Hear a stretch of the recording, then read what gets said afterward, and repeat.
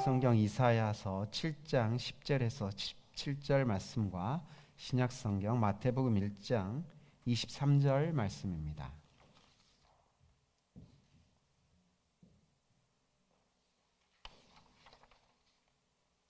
이제 두 본문의 말씀을 봉독합니다. 하나님의 말씀에 경청하십시오. 주님께서 아하스에게 다시 말씀하셨다. 너는 주 너의 하나님에게 징조를 보여달라고 부탁하여라.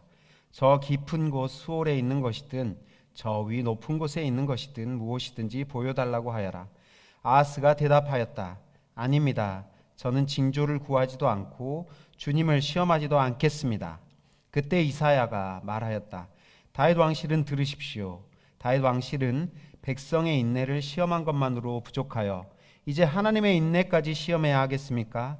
그러므로 주님께서 친히 다윗 왕실에 한 징조를 주실 것입니다. 보십시오. 처녀가 잉태하여 아들을 낳을 것이며 그가 그의 이름을 임마누엘이라고 할 것입니다. 그 아이가 잘못된 것을 거절하고 옳은 것을 선택할 나이가 될 때에 그 아이는 버터와 꿀을 먹을 것입니다. 그러나 그 아이가 잘못된 것을 거절하고 옳은 것을 선택할 나이가 되기 전에 임금님께서 미워하시는 저 두 왕의 땅이 황무지가 될 것입니다. 에브라임과 유다가 갈라진 때로부터 이제까지 이 백성이 겪어본 적이 없는 재난을 주님께서 임금님과 임금님의 백성과 임금님의 아버지 집안에 내리실 것입니다. 주님께서 아시리아 왕을 끌어들이실 것입니다. 마태복음 말씀입니다. 보아라, 동정녀가 잉태하여 아들을 낳을 것이니 그의 이름을 임마누엘이라 할 것이다 하신 말씀을 이루려 하신 것이다. 임마누엘은 번역하면 하나님이 우리와 함께 계시다는 뜻이다. 이것은 우리 주님의 말씀입니다. 아멘. 주신 우리 주님의 은총과 평강이 교우 여러분과 함께하길 빕니다. 한 주 동안 여러분 모두 평안하셨습니까? 최근에 중국에서 예전 동료 선교사님들의 연락을 종종 받는데요. 2018년 10월경에 중국의 그 선교사들을 추방하는 바람이 불었었습니다. 아주 한때 그런 추방의 비바람까지는 아니지만 추방이 있어가지고 저희 가정도 그 당시에 2019년 1월에 비자가 거절됐었는데 그때 이제 추방이 됐었고, 최근에 이스라엘과 하마스 간의 전쟁이 이제 심해지면서 중국 정부가 다시 이 핍박에, 그러니까 박해의 끈을 더 조여잡았다고 합니다. 그래서 선교사님들을 다시 추방하는 그런 일들이 속속들이 이렇게 그런 소식들이 전해지는 것을 제가 듣게 됩니다. 제가 중국 교회 가정교회들을 많이 방문했었는데 중국 가정교회들은 이렇게 보통 거실에 모여서 이 정도 숫자들이 이제 큰 거실에 모여가지고 함께 예배드리는 경우가 많은데, 항상 그 거실의 큰 벽에다가 4글자로 된 어떤 말씀들이나 이런 구호 같은 것들을 적어요. 근데 그 중에 가장 많이 봤던 구호가 바로 임마누엘이라는 이 말씀이었습니다. 임마누엘, 중국말로는 이마네일이라고 하는데 어쨌든 이 빨간색 그 글씨로 이렇게 적어진 글귀들을 많이 보게 됩니다. 지금 생각해 보면 중국의 그런 핍박과 박해 가운데 가장 그들에게 필요한 말씀이 무엇이었을까를 생각해 보면 하나님이 그래도 이 박해 상황 가운데 우리와 함께 하신다라는 그런 확신, 그것들을 본인들이 느끼고 싶은 마음에 그렇게 했었을 것 같습니다. 여러분들 이미 성경 말씀을 통해 알다시피 임마누엘이라는 뜻은 바로 하나님께서 우리와 함께 하신다라는 뜻입니다. 히브리 성경에서는요, 이 전치사 뒤에 바로 그 꼬리처럼 인칭 대명사를 붙여서 목적어를 만드는데, 함께라는 전치사 임과 누라는 우리라는 전치사를 이렇게 붙였는데 임마누가 되는 거예요. 그러면 이게 우리와 함께라는 뜻이 되고 거기에 플러스 엘이 붙어서, 하나님이라는 뜻의 엘이 붙어서 임마누엘 하면 하나님이 우리와 함께 하신다라는 뜻이 되는 것입니다. 사실 이 임마누엘이라는 이 말씀은요, 마태복음에 그 요셉에게 주어지기 전에 이미 이사야 말씀에서, 우리가 본문 이사야 말씀을 읽었듯이 이사야 본문에서 이미 예언되었던 말씀이 바로 임마누엘의 예언이었습니다. 예수님이 이 구약의 예언의 성취로 이 땅에 오셨다라는 것을 강조하기 위해서 마태는 이 말씀을 마태복음 제일 서두에 그 머리 부분에 두었습니다. 마태가 이 복음서를 쓴 대상이 누구였습니까? 마태는 다른 사람이 아니라 유대인들 대상으로 이 복음서를 썼어요. 예수님의 이야기를 썼어요. 이 예수란 사람이 바로 그리고 유대인이 그렇게 존경하는 다윗의 혈통에서 난 다윗 왕조의 후손이다라는 것을 강조하기 위해서 마태는 서두에 족보를 쓰고 그 족보에 이어서 다윗의 후손인 요셉의 이야기를 배치해 놓은 것이었죠. 오늘 이 임마누엘 예언, 마태복음 1장에 나온 이 임마누엘 예언의 배경과 그것이 요셉과 마리아에게 어떤 의미였을까, 그리고 또 우리에게는 어떤 의미일까라는 그 생각을 가지고 오늘 말씀을 한번 묵상해 보고자 합니다. 이사야서 7장 13절 말씀에 임마누엘 예언이 나오고 있죠. 13, 14절에 보면 먼저 이 예언의 말씀이 어떤 배경에서 나왔는지를 알아야 합니다. 당시 남유다에서는 히스기야 왕, 유명하죠. 이 히스기야 왕의 아버지인 아하스 왕이 이 남쪽 유다를 통치하고 있습니다. 남유다가 있으면 북쪽에는 어떤 나라가 있죠? 북이스라엘이라는 나라가 이렇게 양쪽으로 갈라져 있었습니다. 원래는 한 민족이었죠. 근데 12지파가 나눠지면서 서로가 이렇게 갈라져 있었어요. 남쪽은 유다, 북쪽은 이스라엘이었는데 둘은 항상 사이가 좋지 않았습니다. 북쪽 이스라엘에는 보통 이제 요셉의 두 아들이 있었는데 므낫세와 에브라임이죠. 이 에브라임이라는 아들의 이름을 붙여서 이 북쪽 이스라엘을 에브라임이라고도 말해요. 그런데 이 에브라임이 이사야서 7장 1절 2절 말씀을 보면요, 이 에브라임 지파, 그러니까 북쪽 이스라엘 지파가 얼라이언스를 맺어요. 무슨 얼라이언스를 맺냐면 시리아와 에브라임, 이 얼라이언스를 맺습니다. 시리아는 이 성경에 나와 있는 아람이라는 나라입니다. 아람과 시리아는 똑같은 나라예요. 근데 이 시리아와 에브라임이 이 얼라이언스를 맺었는데 왜 맺었냐면 이 아수르라는 신흥 제국을 견제하기 위해서 두 나라가 힘을 합친 거예요. 그리고 남유다에게 너희도 우리에게 합류해라 라고 압박을 하죠. 근데 남유다의 왕 아하스는 그것을 거절하죠. 그래서 이사야서 7장 2절에 보면 시리아 군대가 에브라임에 주둔하고 있다는 말이 다윗 왕실에 전해지자, 그러니까 북쪽 이스라엘에 시리아 군대가 와 있다는 거죠. 이미. 그러자 아하스 왕과 백성의 마음이 어땠다고요? 거센 바람 앞에서 요동하는 숯불처럼 흔들렸다라고 얘기하고 있습니다. 두려움 가운데 떨고 있는 왕과 백성들의 마음을 우리가 상상할 수 있는 거죠. 이 상황에서 하나님은 예언자 이사야를 시켜서 아하스 왕에게 말씀을 전하라고 합니다. 그들의 동맹은 아무것도 아니고 겁먹을 필요가 없다. 믿음 안에서 네가 굳게 서 있기만 하면은 아무 해도 되지 않을 것이다 라는 그 예언의 말씀을 이사야를 통해서 전달합니다. 그런데 아하스는 그 예언의 말씀을 받아들였습니까? 받아들이지 않았습니까? 아하스는 그 예언의 말씀을 받아들이지 않았습니다. 하나님이 나와 함께 하신다고 콧방귀를 끼면서 그것을 거절했던 것이죠. 11절 말씀은 보면요, 이사야가 저 땅 아래에 있는 수월에 있는 죽은 사람들이 가는 곳이죠. 수월에 있는 징표든지 징조든지 하늘에 있는 징조든지 어떤 징조라도 하나님께 좀 구해야 되는 상황 아니냐, 그러면서 아하스를 좀 압박하고 있어요. 그런데 아하스는 자기는 어떤 징조도 구하지 않겠다라고 얘기합니다.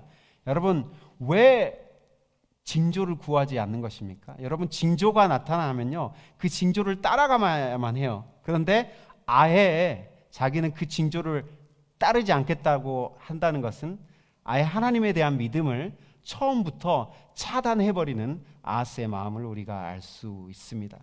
그러자 이사야는 정말 답답한 마음에 13절 말씀을 아하스에게 전달하죠. 왕이 그렇게 말하면 하나님도 인내심에 한계가 올 것이다 라고 경고하고 있습니다. 그리고 나서 드디어 임마누엘 예언이 아하스 왕과 다윗 왕실에 전해지고 있습니다. 14절 말씀은요, 그러므로 주님께서 친히 다윗 왕실에 한 징조를 주실 것입니다. 당신이 징조를 구하든 안 구하든 하나님께서 한 징조를 주실 거예요. 그 징조는 무엇이냐면 처녀가 잉태하여 아들을 낳을 것입니다. 그리고 그의 이름은 임마누엘이 될 것입니다 라는 예언이었습니다. 여러분, 임마누엘이 의미하는 것을 더 깊이 알기 위해서는 그 다음에 이어지는 뒷구절들을 주목해 보아야 합니다. 한 여자가 아들을 낳은대요. 근데 그의 이름은 임마누엘이래요. 그리고 임마누엘이 서너 살 정도가 되면은 버터와 꿀을 먹겠죠. 옳고 그름을 분별할 나이가 된다는 것입니다. 서너 살 나이가 되면은.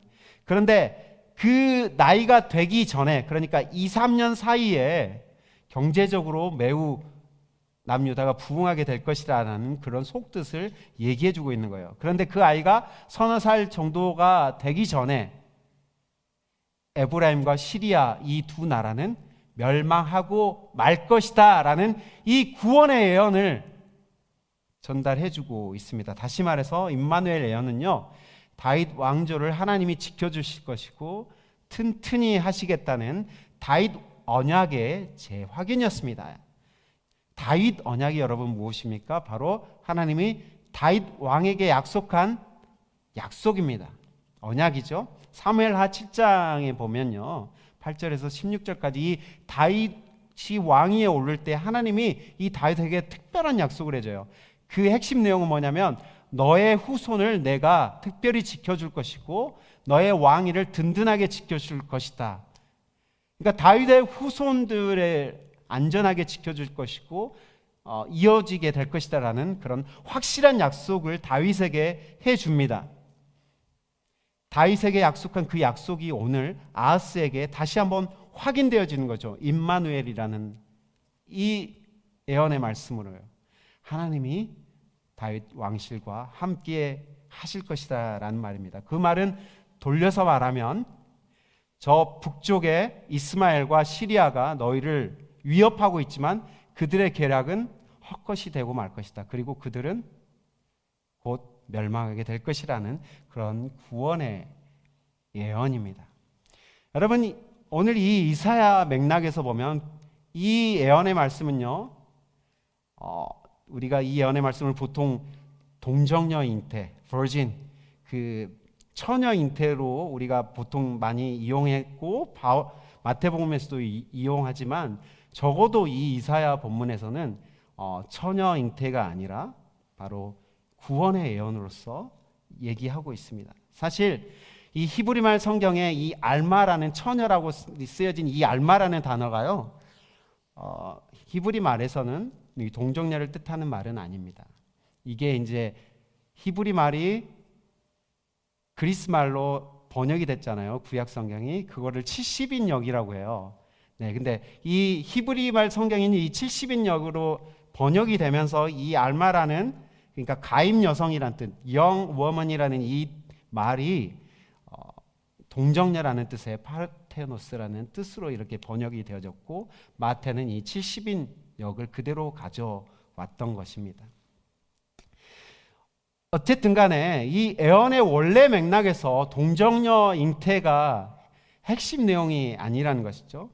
한 여성이 아들을 낳을 것인데 그 아이의 이름을 통해 하나님이 다윗 왕위를 지켜줄 것이라는 것이 이 예언의 핵심 내용이고 목적이었다라는 것을 우리가 알 수가 있습니다. 학자들은 이 이사야가 아들의 이름을 통해서 보통 이 왕실의 많은 예언들을 했던 것들을 통해서 아마도 이 이사야의 아들이 임마누엘이었을 것이다라고 얘기하기도 합니다. 어찌됐든 중요한 것은 임마누엘 예언은 시리아 에브라임 동맹 상황 가운데 임마누엘이라는 이 아이의 탄생을 통해 하나님이 반드시 함께 하실 것이고 구원해 주실 것이다 라는 그 구원의 약속이 핵심적인 내용이었다는 것입니다. 물론 처녀 잉태에 대한 예언의 의미도 간과할 수 없지만 원래의 예언의 의미는 하나님이 함께 하시고 지켜주시고 보호해 주실 것이다 라는 그런 취지의 예언이었습니다. 이사야 7장 2절에 아하스의 마음의 상태를 이렇게 묘사하고 있습니다. 거센 바람 앞에 요동하는 숲풀처럼 그의 마음이 흔들렸다. 임마누엘은 이런 아하스의 불신앙 가운데 주어진 구원의 예언이었습니다. 두려움과 염려 속에서 자신의 왕위를 위협하는 적군의 동맹에 흔들리는 아하스를 향한 하나님의 약속이 있는데도 아하스는 이것을 거절하고 있는 것이죠. 마태복음 1장 23절의 말씀에 등장하는 이 임마누엘 예언을 마리아의 처녀 잉태의 고정관념에서 조금 벗어나서 이사야의 본문의 맥락을 통해서 해석해 보면 어떤 의미가 될까요? 이사야에서의 임마누엘 예언의 맥락은 믿음의 안에서 굳게 서서 하나님의 구원을 신뢰하라는 그런 맥락인 거잖아요. 다윗의 후손을 통해 이상적인 왕이 나타날 것이고 그가 모든 민족을 진리 가운데로 인도할 것이라는 배경이 바로 이 임마누엘 예언에 깔려 있습니다. 마태복음 1장에 다윗의 후손 이 요셉은 아하스 왕처럼 심하게 흔들리고 있고요. 떨고 있는 상황입니다. 동정녀 마리아 자기의 약혼녀의 임신 사실은 그를 흔들어 놓고 있었습니다. 요셉은 하나님의 약속이나 언약의 말씀에까지 자신의 생각이 미치지 못하고 있습니다. 그래서 조용히 마리아와 혼인의 약속을 끊으려고 마음을 먹었었죠. 그런데 그런 요셉에게 천사가 등장하여 처음 건넨 말은 요셉의 상태가 어떠했는지를 우리에게 알려주고 있습니다. 다윗의 자손 요셉아 두려워하지 말고 1장 20절 마태복음 1장 20절에서는 이렇게 말하죠. 두려워하지 말고 마리아를 내 아내로 맞아들여라. 그 태중에 있는 아기는 성령으로 말미암은 것이다. 천사가 요셉을 다윗의 자손이라고 부르고 있는 것을 우리가 볼 수가 있죠. 다윗과의 연결점을 지금 강조하고 있는 것입니다. 다윗의 자손 중에 메시아가 태어나고 하나님이 그 가문을 지키신다는 언약을 지금 마태는 상기시키고 있는 거예요. 그런데 요셉의 기본 정서는 지금 두려움의 상태입니다. 아하스와는 다른 맥락에서 발생된 두려움이지만 두려움이라는 감정으로 보면 아하스와 같은 그 감정입니다. 자신 앞에 펼쳐진 상황이 받아들여지지 않고 있고 해석되어지지 않는 상황에서 두려움 가운데 떨고 있는 것이죠. 요셉이 혼자서 이 상황을 이해하지 못하자 마치 애언자를 보내셨던 하나님이 이제 천사를 보내서 그 구약에 있는 예언의 말씀을 요셉에게 얘기해주고 있는 상황입니다. 임마누엘이라는 별명이 주어지면서 이 임마누엘을 통해서 하나님이 이 남유다를 구원하셨던 것처럼 이제 너의 부인 마리아의 뱃속에서 태어날 이 임마누엘이라는 이 아이를 통해서 하나님이 온 세상을 구원하실 그 구원의 크신 역사를 이루어 가실 것이다. 너는 이것을 알고 순종하며 흔들리지 말아라 라는 의미에서 이렇게 얘기해주고 있는 것입니다. 마태복음 1장 16절에 보면요, 마리아에게서 그리스도라 하는 예수가 태어나셨다라고 말씀하면서 이 메시아가 되신 다윗의 후손 예수를 강조하고 있습니다. 여러분, 메시아라는 뜻은 기름 부음 받으라는 자라는 뜻이죠. 이와 똑같은 그리스 말이 그리스도라는 뜻이고요. 메시아 그리스도, 기름 부음 받은 자가 마리아를 통해서 태어나게 되어 있습니다. 여러분, 결국 마태는 이 요셉의 꿈을 통해서 구약의 예언의 말씀, 임마누엘 예언의 말씀을 가져와서 유대 민족 전체와 온 인류를 향한 하나님의 그 구원 계획을 지금 전해주고 있는 것입니다. 여러분, 두려움은 우리의 삶에 괴롭히는 아주 강력한 감정 중에 하나입니다. 우리는 시시때때로 두려움의 감정에 사로잡히고 시달릴 때가 있습니다. 개인에 따라 편차는 있겠지만 많은 이들은 두려움의 감정이 일으키는 부정적인 결과물들에 사로잡힐 때가 많습니다. 불안, 우울, 염려, 근심, 걱정과 같은 감정들은 바로 두려움의 결과물들이라 할 수 있죠.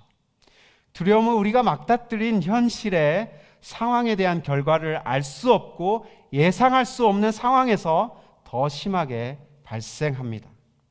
대부분 아직 일어나지 않는 일에 대한 결과를 미리 부정적으로 예측하면서 생기는 감정이 바로 이 두려움의 감정입니다.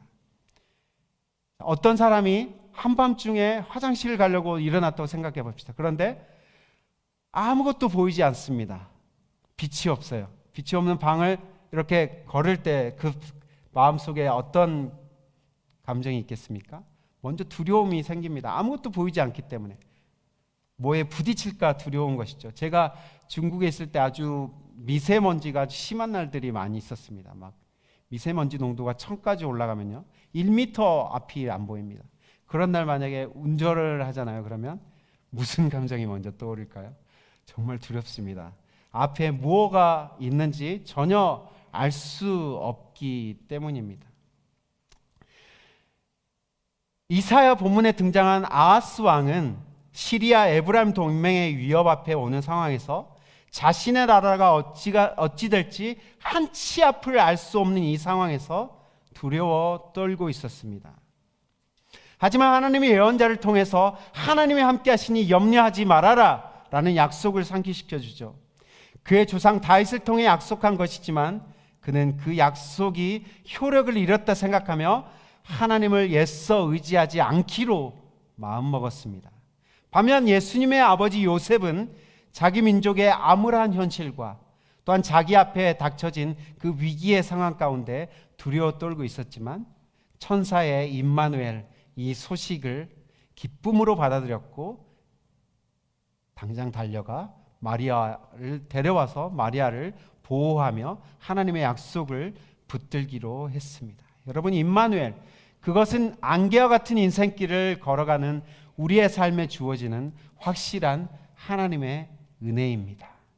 하나님이 우리를 위해 보내주신 메시아 예수가 이뤄내신 구원을 God for us 라고 표현한다고 해봅시다.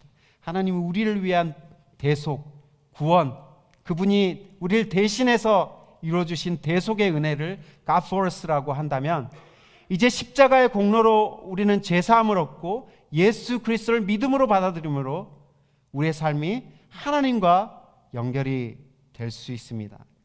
God for us의 그 은혜를 받아들인 사람들에게 이제 새롭게 펼쳐지는 새로운 세계, 신세계는 바로 God with us의 세상입니다. 하나님이 늘 나의 삶을 지켜주시고 함께 하시는 그 축복인 것이죠. 하나님의 자녀로서 하나님의 보호와 임재를 약속받게 되는 것입니다.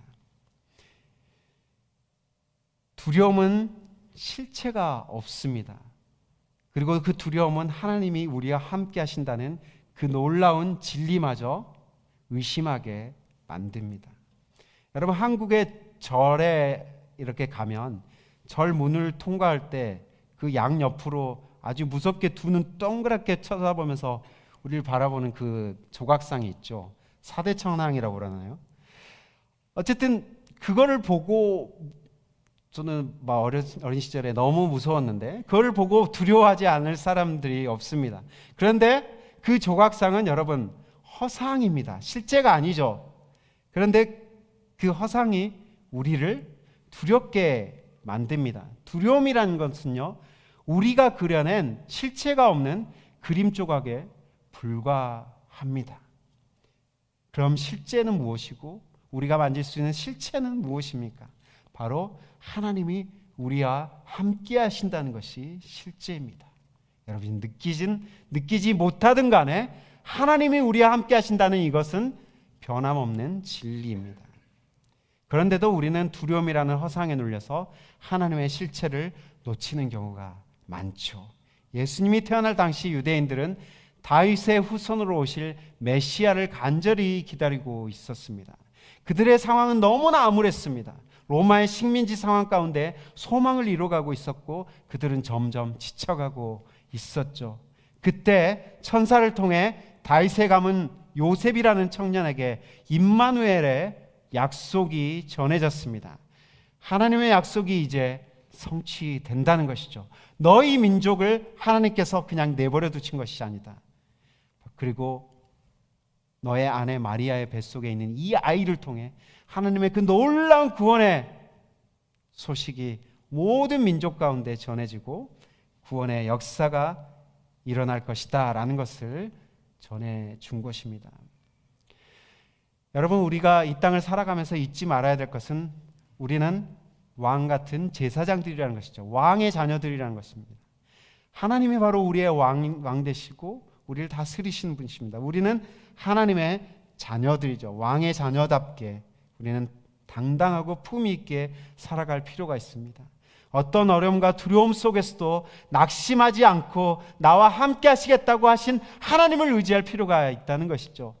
성경 말씀은 지금도 우리에게 주님을 믿고 신뢰하며 하나님이 우리의 삶에 행하실 구원 계획을 기다리며 바라는 삶이 정말 소중한 삶이다라고 말해줍니다. 임마누엘의 하나님은 지금도 살아계셔서 우리와 함께 하십니다. 제가 설교를 쓰면서 잠깐 머리를 식히려고 산책을 하려고 나왔는데 바람이 엄청 심하게 불고 있더라고요. 바람이 부니까 앙상한 가지가 막 흔들려요. 마치 아하스의 마음처럼. 그런데 하늘에는 구름이 잔뜩 끼어 있습니다. 그래서 하늘에 떠 있는 햇빛이 구름에 가려서 아주 깜깜한 밤 같은 그런 날을 연출하고 있었어요. 근데 몇 시간 후에 이제 제가 설교를 다 마무리하고 나왔는데 바람이 여전히 불고 있었어요. 그런데 구름이 다 사라졌더라고요. 그래서 하늘에 구름이 한 점이 없었습니다. 그리고 따사로운 햇살이 저를 비춰오는 것을 느꼈습니다.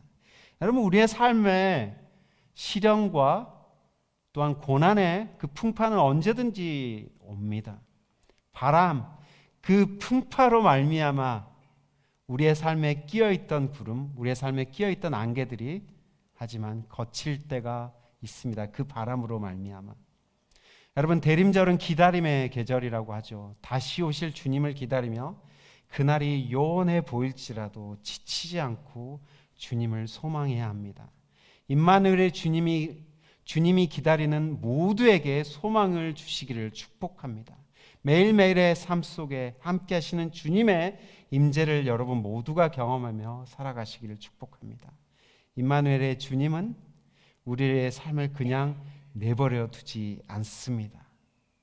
임마누엘의 놀라운 은혜, 하나님이 우리와 함께 하시는 놀라운 은혜가 대림절을 지나는 우리 모두와 함께 하기를 축원합니다. 같이 기도하겠습니다. 주님, 시련과 고난 가운데 흔들리는 나무처럼, 바람이 흔들린 나무처럼 흔들리던 우리의 마음을 주여 붙들어 주시옵소서. 그 상황 가운데서도 여전히 우리와 함께 하시는 그 하나님을 경험하면서 우리의 순례길을 걸어갈 수 있는 우리 모두가 될 수 있도록 함께 해 주옵소서. 예수 그리스도의 이름으로 기도합니다. 아멘.